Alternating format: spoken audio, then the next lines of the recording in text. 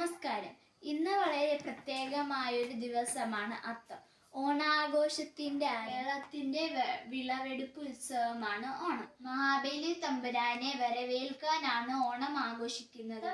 ദിനത്തിൽ തന്നെ നമ്മൾ പൂക്കളമിടാൻ തുടങ്ങും. ആദ്യ ദിവസത്തിൽ പൂക്കളം ചെറുതായിരിക്കും, ഒരേ ഒരു വൃത്തം മാത്രം. പിന്നെ പോയിക്കൊണ്ടിരിക്കും തോറും പൂക്കൾ കൂടും. അവസാനം തിരുവോണ ദിവസമാകുമ്പോൾ പൂക്കളം വലുതും മനോഹരമായി. അത്തം ദിവസം മുതൽ 10 ദിവസം വരെ സന്തോഷം. കുടുംബങ്ങൾ ഒത്തുചേരുന്നു. ഓണസദ്യ, കളികൾ തുടങ്ങിയ ഒട്ടേറെ ആഘോഷങ്ങൾ നടക്കുന്നു.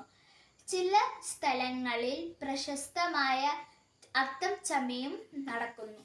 ഓണം സന്തോഷം, ഒത്തൊരുമ, ഐക്യമെല്ലാം നമ്മളെ ഓർമ്മിപ്പിക്കുന്നു. ഓണം മലയാളികളുടെ ഉത്സവമല്ല, അത് മലയാളികളുടെ വികാരമാണ്. എല്ലാവർക്കും അത്തം ആശംസകളും ഓണാശംസ നേരുന്നു.